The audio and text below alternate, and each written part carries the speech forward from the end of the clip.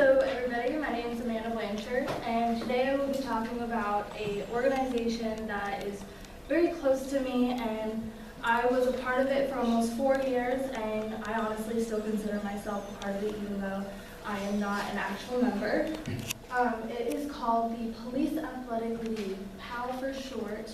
It is a national organization that is actually over 100 years old just last year. And I just wanted to talk to you about how the history of it and the different branches of it, and hence the tree.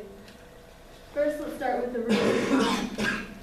It started out as play streets. Instead of an actual organization, it started out as play streets in New York City, where a police officer was making his rounds and noticed that the kids were playing in the streets and it wasn't technically safe.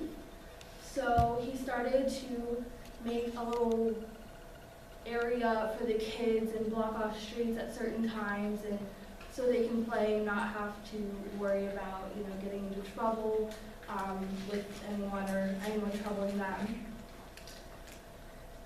And then it was reorganized in 1936, and that was when it actually became Police Athletic League. It was expanded to 29 play streets, and it was reinvented, and they called upon different officers and lieutenants, and it really expanded, and it started getting memberships where they were trying to recruit kids and actually be in this organization. It was a 10 cents for the kids and $1 for the adults. Going through time into the war, in World War II, President Franklin D. Roosevelt wrote a letter to the deputy who started this and was running this. And he said, "I hope PAL Week will serve to focus attention on the constructive character building program of the Crime Prevention Bureau."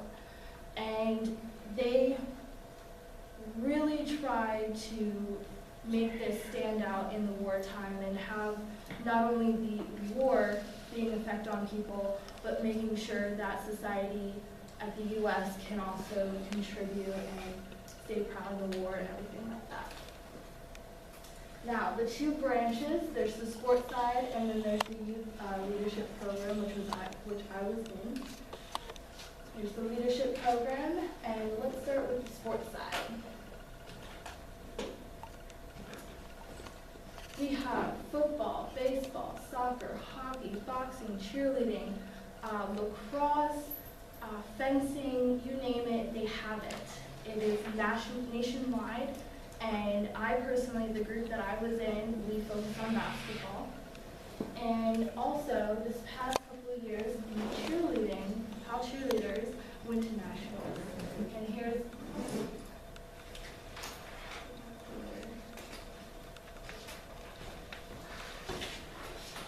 And here's a little clip. Thought it would work, but it's not. Well, they went to nationals, so that was a little clip of them. And then now let's go on to the youth leadership program that I was in. And there's really 3 branches: the national, the regional, and the chapter. The national, there's a West Coast in California and the East Coast chapter in Florida. And there's conferences and leaderships, and they all make conferences and everything like that. The regional is where many different chapters in different cities get together and they do group projects and all that. And I actually went to the beach cleanup up in Cove Beach. I'm actually the one right in the middle in the blue next to the green, right there. And then this is my chapter, the Satellite Beach Police Athletic League. And we did many different things. We did charities, we did fundraisers, we got to go on amazing trips. I was actually part of the Youth Directors Council on the board, and I was vice president and trustee time of reign. And I was actually one of the few ones that get picked, and I actually got to take a trip to DC and got to go to a national conference with another girl from my chapter and met many different peoples from Alaska to Hawaii to New Jersey. So that was amazing. And so it's not just little, it's big. And there's many different alumni out of these 100 years. And it's crazy to think that there's a lot of stars, and it's really big.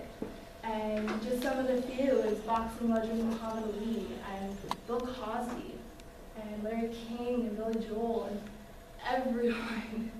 It's crazy. And that is what PAL is to me. And so I hope you guys learn something about my national organization that is